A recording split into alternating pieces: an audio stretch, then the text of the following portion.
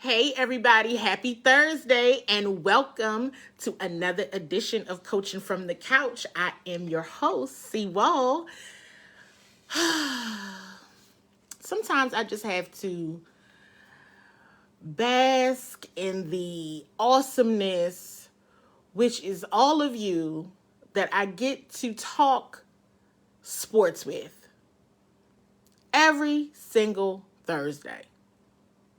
I just love it. I love it so much. It's so much fun, especially when there's positive things to talk about, right? It's still fun when it's not so positive things, but nonetheless, I just love talking to you all so much. I see folks checking in. I see you, Dennis. I see Mike. I see my mom. As always, you all say hello to Mama Waller as she is checking in. I see family all over the place. My cousin Donovan. Listen, family and friends all over. You guys, listen.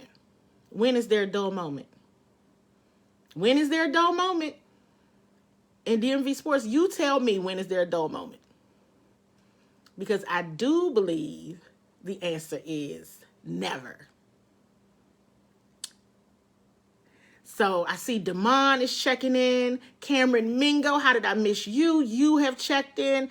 I see one of our absolute favorite Washington fans, Kenneth Lash and Wallace West. You guys are all checking in. Listen, we got a jam-packed show of content. Want to talk a little Mystics as the WNBA gets ready to kick off their 25th season tomorrow. So we're going to talk a little Mystics. We're going to talk about the Nats a bit, the Caps, the Wizards, and the Washington football team. So absolutely want to take our time. This is one of the things, and I shared this with the CWall team earlier, and I see our sister Joy, who always so amazingly facilitates the chat. I was telling her and Sherrod and Mazdak that, you know what, with this one, let's just take our time talking through this, because it's a lot to talk about as always. And I love the fact that Cameron is remembering that it was, 2 years tomorrow when he first met me at Half Smoke in D.C.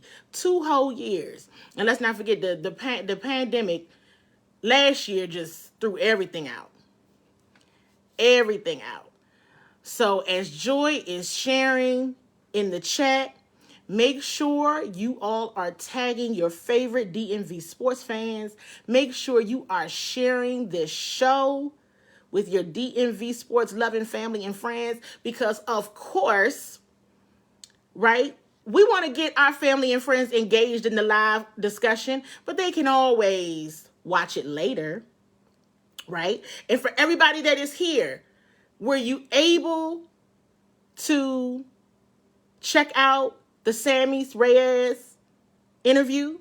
Were you able to check out the live interview that I was able to conduct on Tuesday with Sammy Reyes?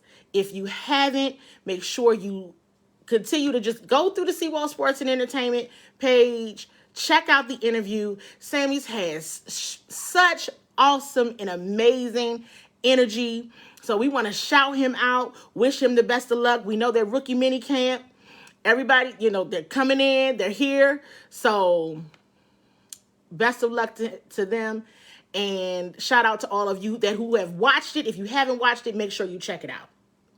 So let's get right to it, family. The Mystics, as I mentioned, the WNBA tomorrow, 25 years. Matter of fact, you all do me a favor. When you have a moment, if you haven't already, say you go on Google and you Google Washington Mystics, or you Google WNBA, or you Google Atlanta Dream. Watch the confetti in the 25-year internet celebration that pops up on your screen. I thought it was absolutely adorable and I loved it. So make sure you check that out because I thought it was super duper cool. Gotta say a shout out to Stephen Dennis, who is hailing from my home by the sea, Hampton, Virginia. So back to the Mystics. The Mystics are flying a little bit under the radar, y'all. We know the Mystics looks a little different. But listen, Elena Delle Donne, we know she's coming off this back surgery and her injuries. Natasha Cloud is back. Former WNBA MVP Tina Charles. A lot of people are anticipating great things with Elena and Tina paired together on the Mystics. The Mystics themselves are anticipating great things. We know that the Mystics basically during the pandemic year, Elena was out due to injury. Tina opted out due to medical reasons. Natasha Cloud opted out to focus on social injustice activities. And so there was just a lot going on there. So we didn't have the full team.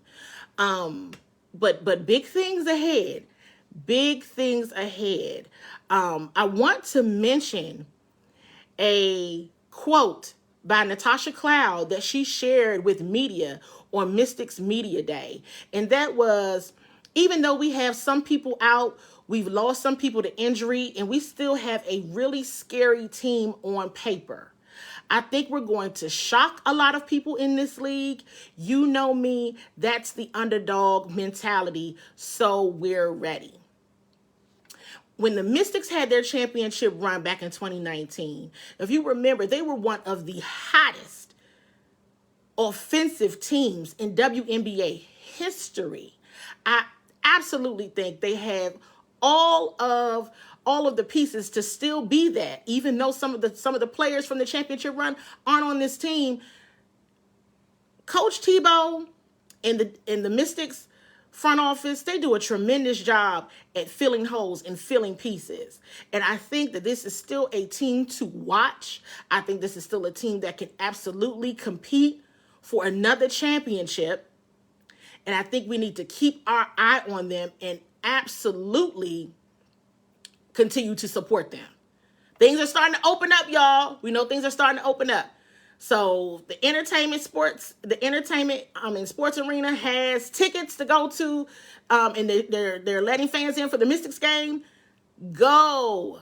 They ball out. I know some people may say things about women's sports. I saw Wallace comment earlier about the DC Divas. Listen, these women are pure athletes. They gets it done. You absolutely want to check all of them out. So as Joy says, run it back. We want to see them run it back again. Okay, we're going to go ahead and let them have, we're going to let them have the pandemic year. Okay, we're going to let them have 2020, right? But I do think we absolutely want to keep our eyes on the Mystics. They have a powerful big three in Elena Delle Donne, Tina Charles, and Natasha Cloud leading the way and leading the team. We know that Emma Messiman is right now preparing for the Olympic Games, and she's doing all of that, but she'll be back. So shout out to the Mystics. Y'all know I'm always going to be off my Mystics. Look out for my girls, because they are absolutely a team to watch. Don't count them out. Yes, they look different. They absolutely look different, but the energy is there. So keep your eye out, and best of luck to them, right, on an amazing season that kicks off tomorrow. So, Caps fans, check in. Where are my Caps fans? Caps are preparing for the first round of the playoffs this Saturday. So let me try to give you all the rundown, right, of the playoff games. Caps versus Boston Bruins kicks off on Saturday, 7:15 p.m. You can check the game out on NBC. Game 2, and that's the home game, by the way. Game 2 on Monday at 7:30. Then next Wednesday, they're in Boston for Game 3. That's what, May 19th? Then May 21st, next Friday, is game 4. Do I even need to tell y'all about games 5 through 7? Because those are always the if necessary games. And I feel as though we want to go with the perhaps it won't be necessary. So, hey, maybe it will be. I gotta be fair. Sweeping teams is hard, right? So we'll get to if game 5 through 7 is necessary next week when we do the show next week. By the way, next Thursday is my birthday, so I might do the show and just talk about my favorite moments in DC sports, but I'll try to stay on topic with current events. But I just want to let y'all know if I'm a little off topic next Thursday, that's probably why. But anyway, right now for Caps versus Boston, we're just focusing on the first 4 games, kicking it off on Saturday. Make sure you all are tuned in to that. I think the Caps have an awesome chance to get it done against the Boston Bruins. I agree with Cameron. I'm glad they're not playing Pittsburgh starting out. So we'll see what happens. Hopefully by next Thursday, what we should see is the Caps moving on to the next round. So we'll have that to celebrate by next Thursday too. Let's hope. Also want to shout out Ovi. I want to shout out Alex Ovechkin and his wife because they are investing in the Washington Spirit. That is our National Women's Soccer League team here in the district. So the team announced this Monday that Alex Ovechkin and his wife are 2 of the investors into this franchise. I think it's absolutely tremendous. Ovechkin shared this in a statement that he and his wife are very excited to join the Washington Spirit Investor Group. He's excited to help grow women's soccer in Washington, D.C. Being a huge soccer fan that I am, I can't wait to attend the D.C. Spirit games and practices and help promote these great players. Another awesome women's team right here in the area. Alex, kudos to you and your wife and the other investors as well. And it's so awesome when you see players from another team supporting of another franchise in the city as investors. So this goes beyond, going to the games. This goes in absolutely to, hey, I believe in what they are doing. I absolutely want to be a part of this and help promote it. Once you become an investor, that means I'm putting my money in this and I want to see this sport and this team thrive. So shout out to them. I think it was absolutely tremendous that they did that. So where are my Nats fans? Nats fans check in. Whoo. I'm glad that the Nats didn't get swept in this here series today. They ended up beating the Phillies. Good enough. Not too much to share on the Nats just yet. I was going to get into some conversations around Josh Bell and what you all's thoughts are about Josh Bell. I'm feeling like I'm hearing from some folks that they're not really impressed, or they're just still waiting for him to kind of hit his stride. So let's see what happens. I don't think we're in paper bag over your head mode just yet, Wallace. I think we got to hold on to a bit of hope. It's still early. And I say this is still early because I remember, and I'm not saying that they're about to, be the World Series champions. But what I will say is the year they won the World Series, they were terrible. In the month of May. They were terrible the whole season through the month of May. And then they blew up. I was so frustrated with the Nets that year around this time, a year I remember that I got tired of dragging them. I was sick of, I was tired of myself. I was like, I don't even feel like talking about this, okay? And so, listen, patience. I was going to really get into Josh Bell, but he had a good game today, solid game today. So we're going to let them slide a bit. No pun intended, as in sliding in the home base. We're going to go ahead and Let them marinate. Let them still figure it out. But good showing today from Josh Bell. Patrick Corbin, solid job today. Good job. I liked what I saw. So, hey, no dragging from me just yet. Just yet. The drag will come. Or maybe not. They might shock me. Who knows? But let's continue to be patient with this team. I think they're still working out some kinks.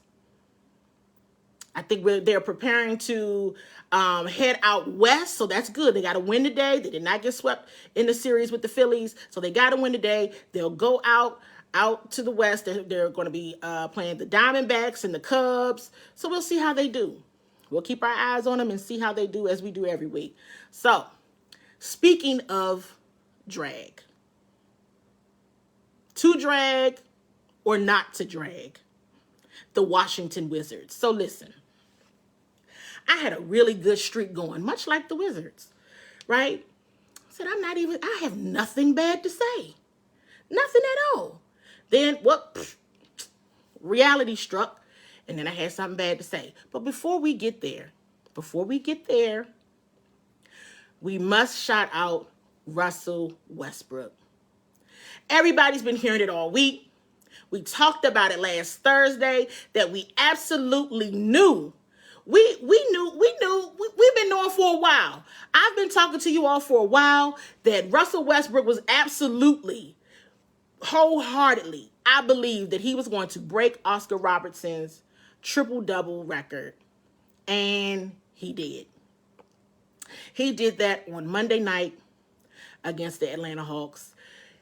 The triple-double king wears a Washington Wizards jersey currently. And I always have to remind even myself, like I share with all of you, listen, don't let the little craziness that they do sometimes on the court deter you from realizing that we're watching history right now. A 47-year-old record broken. 47 years. And I'm going to be honest, I often hear folks talk about Russell Westbrook's turnover ratios and all of those things. And hey, those are all valid points. Extremely valid. But please do not let that deter you from acknowledging that we watched history and still watching history, right? We're still watching history being made with Russell Westbrook playing in a Washington Wizards uniform. And I know we've been talking about it all week. Remember, we started talking about it last Thursday. We've been talking about it for a while on this show. We talked about it last week. We said we know that it's coming, and it came, and we're here, and so many props and kudos to him. Despite it being talked about all week long, I had to absolutely say something about it on the show because y'all know that was one of the things I was highly anticipating and waiting for. And I felt so privileged and blessed to have seen that with my own two eyes. And oh, by the way, I was watching that game with my dad, and he talked about being able to, now he couldn't believe, he remembers when Oscar Robertson had, when he was a triple-double king. He remembers all of that, of course. And he's like, wow, I never thought anybody would ever break that record. And he said it, not in my lifetime. So, hey, the impossible is always possible. So that was my nice thing to say about the Wizards. Now, let's get on with the drag. Why don't we? I was disappointed Monday night when the Wizards lost because I was like, that would have just been the icing on the cake watching Russell Westbrook break this record and they actually pull out a win. That would have been a treat. Last night, check in, Wizards fans, help me out. Who watched the game last night? Who watched it? Because absolutely, of course, and we all know that Bradley Beal is missed. But I'm going to say this. These were winnable games. Winnable games. Oh, everybody's favorite NBA coach, Scott Brooks. Oh. And you know, I like to tell everybody and remind everyone that he's a very nice person. He is. That what happened last night. And we hadn't seen it in a while. I hadn't seen the fourth quarter meltdown in so long. I hadn't seen just the poor rotation. And I said to myself, why is Daniel Gafford not in the game? What happened? Later on, Scott Brooks shared that Daniel Gafford was fatigued. Okay. Perhaps. Whatever you say. I couldn't believe it. Scott Brooks is probably in his final days as the coach of this team, everybody. So I just, and it's like I always want to hold on to hope, but here's the hard truth in my reality, and I hope for everyone else's reality. And I think we might have talked about this last week, you all. If they're not Eastern Conference Finals bound, Scott, it's been really nice knowing you. You know, that was inexcusable. It really was, and just to Sherrod, everybody say what's up to the originator. And he is poor use of timeouts and poor line. I just could not. I said, all I'm going to say is this, because we absolutely have to move on to the Washington football team. We absolutely have to move on to the Washington football team. And I'm going to say this about Scott Brooks. I know I don't even understand what he's thinking, or what even, it would be like, what if the Wizards don't make the play-in? I'm assuming they're absolutely going to make the play-in. The Bulls got to lose and all of that, okay. But we're doing all of this.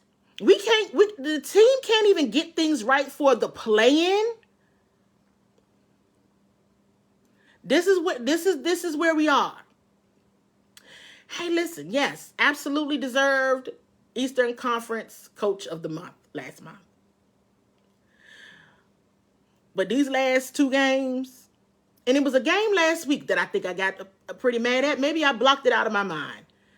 Who were they even playing? I don't even remember. But it seemed like the longest, most unfortunate series of events. And while the Wizards still won that game, I was so disgusted.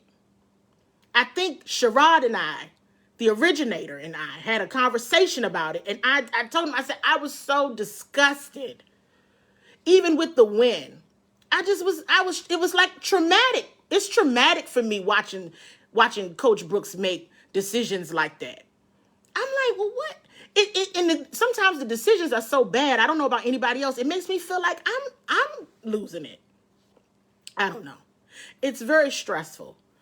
So let's hope the Wizards don't miss their opportunity to make the play-in, because they were working very hard and doing quite well. And yes, Brad went out on injury, but that is still no excuse for me, because these last two games, those were winnable. Coach Brooks got out-coached. They fell to the, again, exactly what Sherrod said. Just poor coaching, poor lineup decisions, lack of adjustments. I was very disappointed last night. Very disappointed. That was not a good look. That was a bad look. So, Wizards fans, let's just hope they still make the play-in. Because, disaster would have to strike in order for them not to make the play-in at this point. But all I'm saying is, let's just hope they make the play-in. That's the least that could happen at this point. Moving on to the Washington football team. There's a couple things I want to do here. Washington football fans, please check in so that I know that you're here. couple things I want to do with this one. We're going to talk about Charles Leno. I think that was good. How y'all feeling about that signing? Charles Leno, how you feeling about that? I want to know how you're feeling about it. And while we're wrap up that conversation on Charles Leno, we're going to walk through the schedule. Now, we've talked through the opponents. We've absolutely talked through the opponents. But what I would love for us to do, CWall Sports and Entertainment family, is go through, now that we have the schedule, game by game, win or loss. Let's see what we got going. And you definitely want to tag your fellow Washington football fans in this. So, Stephen Dennis, I already see your comment that Leno was a good signing. Wallace, I see your signing as well. Sherrod, you're bringing up an excellent point. How does Cornelius Lucas feel? What about Jerron Christian? I think that some people are being shown the door, right? I think that's a no-brainer there. But absolutely competition. I really like the signing. It shows how serious Ron Rivera and staff are taking this position and understanding that the team didn't have the answer. The answer did not reside on the roster currently. Big move. Definitely a shock that I saw that, I guess that the Bears released Leno, but he was a salary cap casualty. I absolutely love it. I do. And Sherrod, I see your comment here that you love it as well. Listen, 29 years old. He's played he's played straight games. Effective. He's been 7-year pro. He has been to a Pro Bowl. Good job, Ron. I appreciate that.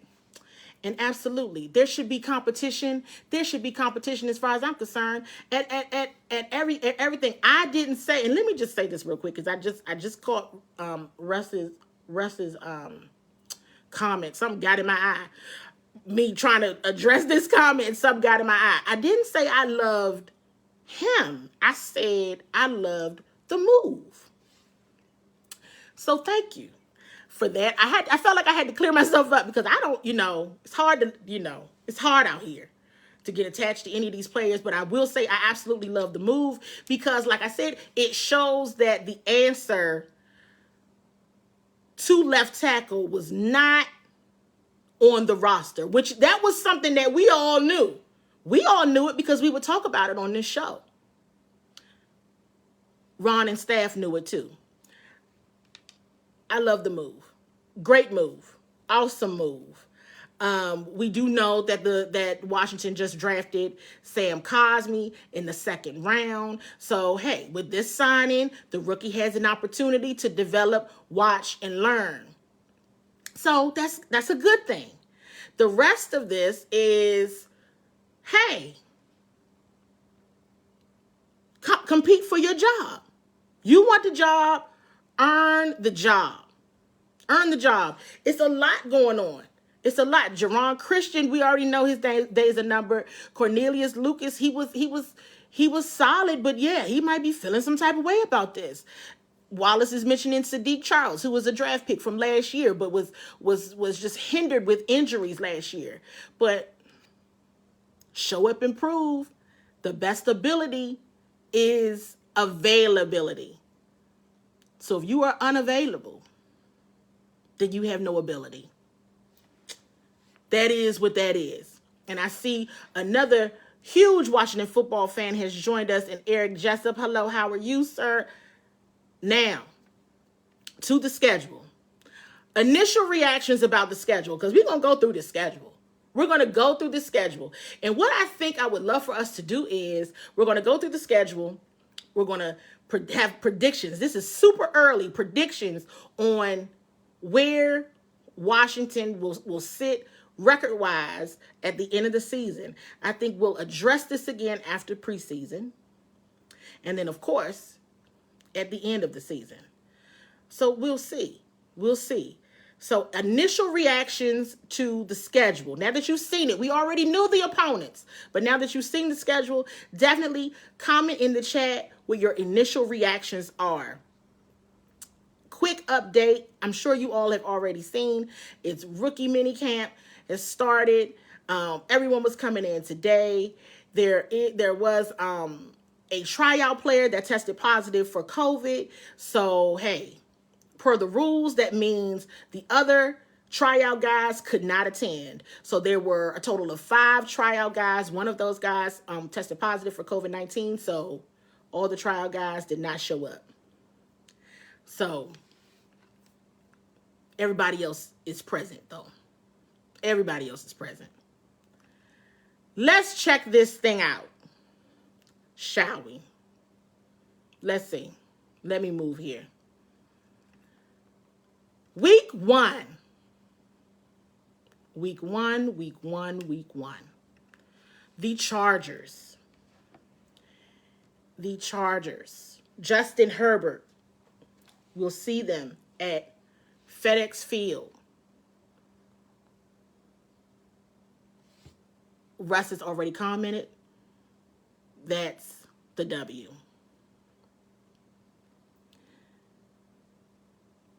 Any other comments here?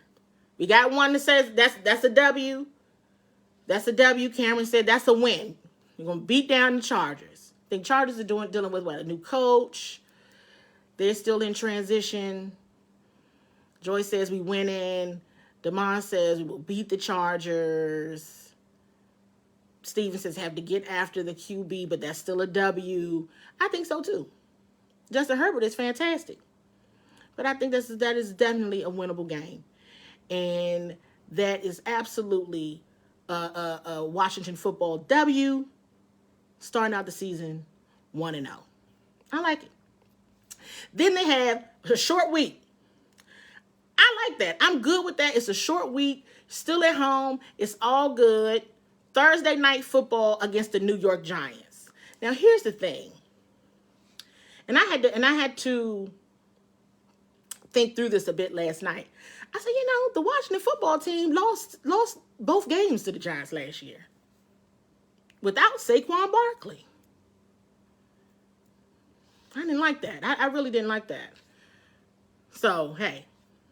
But it was what it was. I'm shocked. So everyone thinks the Giants is a W. Okay. All right. Saquon Barkley sometimes has a field day, no pun intended, on the Washington football team. So I just want to, acknowledge that.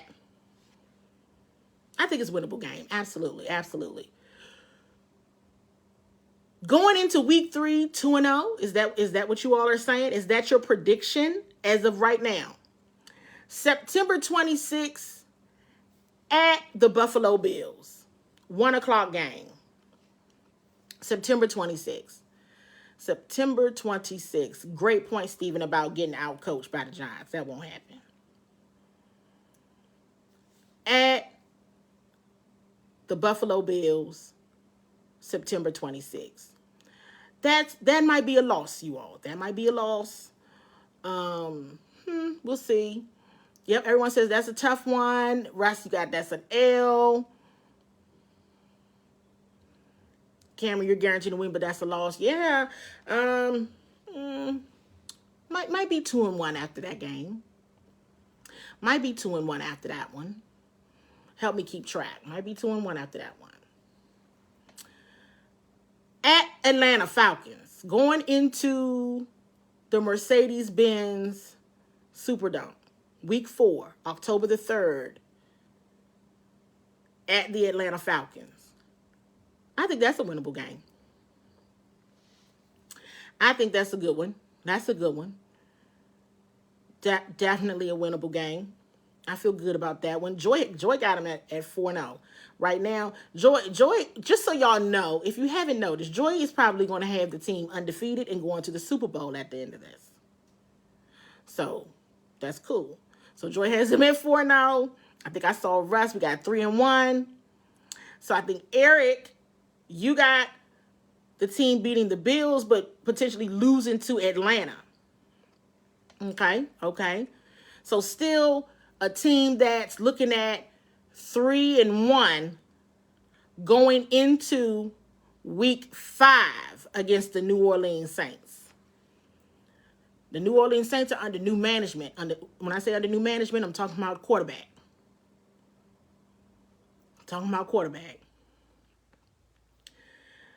That'll be interesting. Where are we? Oh, we're home game because we're not there. Okay, so that's a home game. Right. Because all the home games. Ooh. That's a winnable game, though.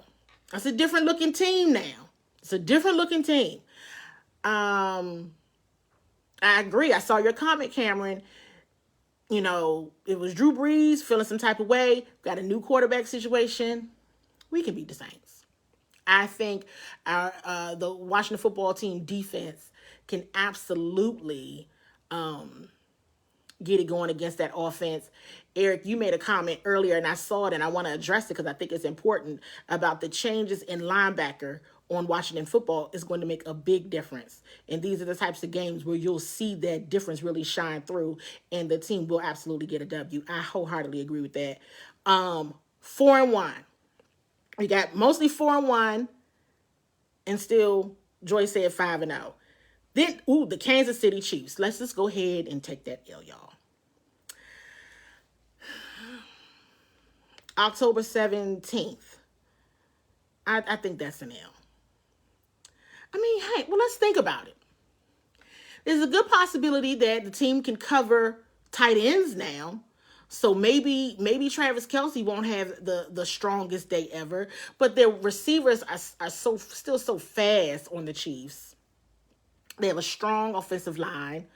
Well, they had to, since they aren't hurt since the Super Bowl, I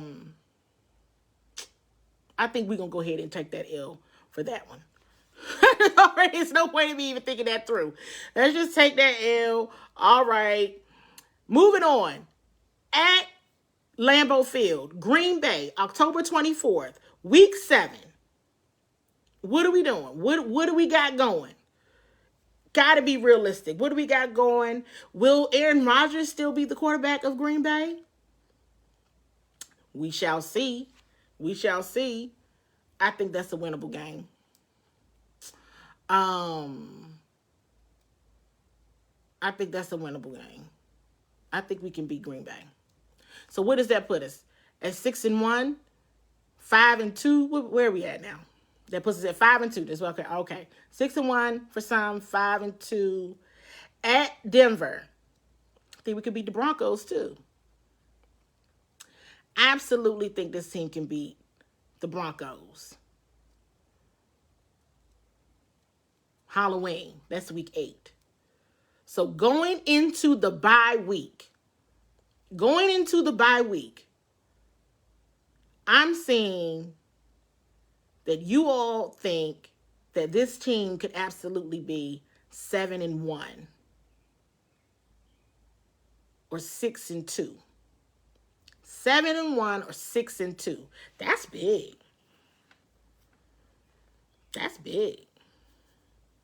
That's better than before. At the bye. And here's the thing, I think so too, y'all.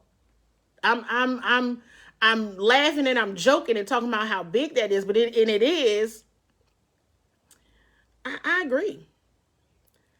Now after the bye, and this is barring no injuries. We're talking barring no injuries. Everybody's healthy. Everybody's doing well. We're in good shape. Perfect shape. Bye week, week 10 at home, the Super Bowl champions. I actually think that might be the surprise game. Like if Washington loses to Kansas City, I don't think they'll lose to the Bucs. That's just my Personal opinion. You never know. November was a hard month for Tom Brady in the Tampa Bay Buccaneers last year. So if this is yet another tough November for them, Washington can win that game. Washington can absolutely win that game. The following week at Carolina, I don't think Ron Rivera is going to lose to them again. So I think that's a W. I absolutely think that that's a W at the Carolina Panthers in Carolina. Week 12, Monday Night Football. Monday Night Football. I almost call them the Wizards. The Washington football team got 3 primetime games off the break. Isn't that something? What do y'all think about this Seattle game? Is this another, like, I see DeMond's comment about a revenge game. And that could be, you could have been referring to the Carolina game, which I absolutely agree. But with the Seattle Seahawks, that might be an L on Monday night. That might be an L for the Washington football team on a Monday night. Moving along to week 13 at the Las Vegas Raiders. At the Las Vegas Raiders, what are we doing? I think that's a very winnable game. I'm going to say a W. I'm going to say a W for that one. I am. I absolutely am. I'm feeling that one. Now, here's where it gets interesting for me. And I'm sure all of you. The end of the season. So I said, well, what exactly was the league trying to orchestrate here? Because clearly, I was like, all right, I guess technically maybe there was a little bit of drama. Who's going to win the NFC East? You know, nobody knew. It was still it was so much going on throughout last season that it was really a toss-up up until the end, really, of knowing who was going to truly win the NFC East. They put all these division games at the end of the season. Not even seeing Dallas or Philly until December. We're going to beat them, though. We're going to beat all of it. I really do. And I'm not even saying that. I'm just kind of like, again, barring no injuries. And the thing about it is, sometimes it's not about how you start. It's about how you finish. Right? But at the same token, I just think that if the Washington football team has a moment of, a game here or there that just doesn't go their way, or that they don't play, they play poorly, I just don't believe that it will be in these last 5 games of the season. They're the defending division champs. That's first and foremost.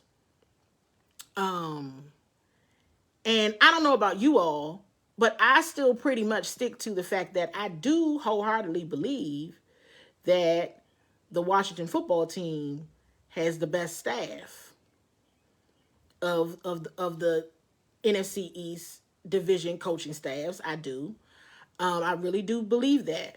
I do believe that the Washington football team had the better draft. I really do than the other teams. It's not far-fetched to win all 5 of those. But everybody's going to be playing.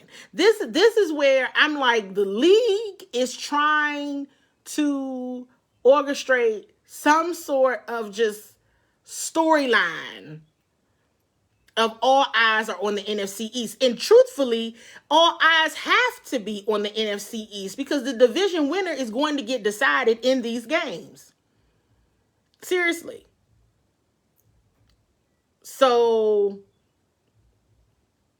I think it's absolutely, I think those are absolutely winnable games. I think after those 5 games, the Washington football team can absolutely still be the division champs. Again, barring no serious injuries. No serious injuries. Your starters are intact for the most part.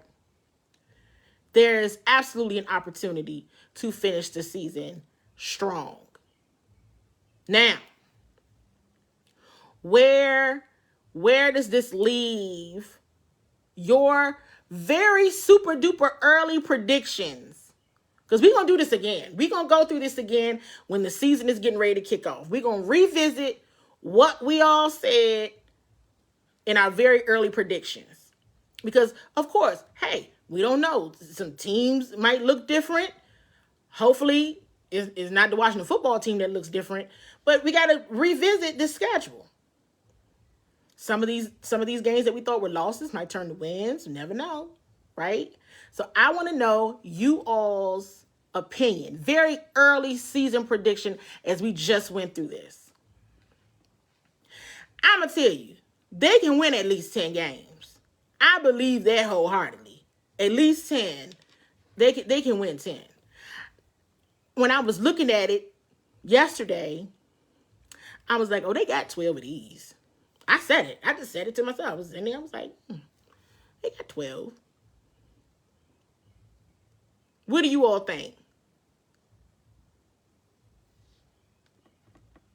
Wallace is hovering around basically what Wallace is saying, no less than 8, no more than 10. And that's at best. Damon is saying 11-6. Okay. Cameron's at 11-6. So I'm the real optimistic one.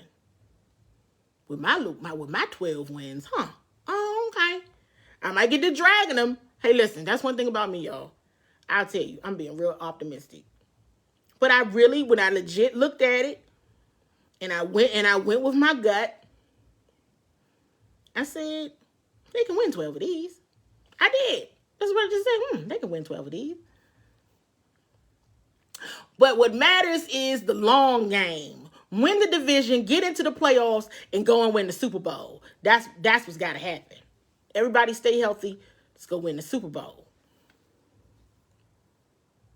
And I've seen Wallace's comments about Fitzpatrick and others, and I think he'll be solid. I'm not expecting him to channel his inner Tom Brady or Joe Montana or anything like that, but he's serviceable for certain, and his energy is great. So I think it'll be fine. He's better than what the team had last year. So we can go there. In his healthy state, I think it will get a better output than what we saw previously.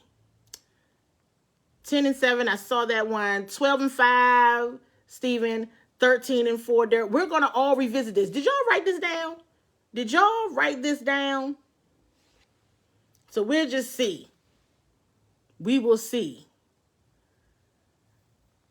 So